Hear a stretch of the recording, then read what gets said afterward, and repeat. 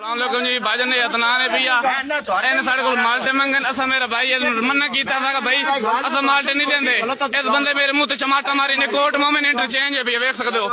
ये court moment interchange है इतनान भाई है इन साढ़े को माल्टे मंगन ये मेरी गड्डी साइड ते 2155 माल्टे नहीं दिते सानू गाली कटन लगे मामा बहन दी चाचा बजुर्ग गाली कटेंदा रही है थप्पा लाता मारे सियादत जे नंबर दे लेवा जेड़े मर्जी दित्ते चुन लेवा सर मैं जेड़ा करना मेरा लान पाल लो गाली कटेंदा रही सानू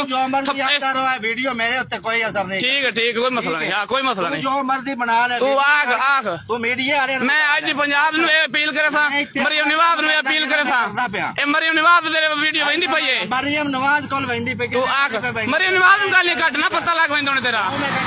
हां सानू क्यों थप्पा मारी नवाज ए सुल्तान अली राजे गालियां कड़ी सुल्तान अली राजे नु गाली कटेंदा रही है कोर्ट में इंटरचेंज है अदनान खड़े वे ए वेख सकदे हो सुल्तान राजे दा ए मैंने तो थप्पा मारी ते बंदे का वेख ले कुछ भी बनना ए वर्दी दी बूट ते कोई लगो ई वेख टप ठीक और बना तू ठीक है भाई बना लेने ए माल्टे गड्डी माल्टे लिए माल्टे लोड करके वेंदे भाई आदे जी कंडे भी पास है मेरे को बकायदा पर्ची है भाई 1 मिनट तेरा मैं बंदोबस्त कर लेना ए देखो जी ए मोटरवे कंडे पास दी पर्ची है भाई साढ़े कोलू 5000 kg वजन होंदा ए वेख सकदे हो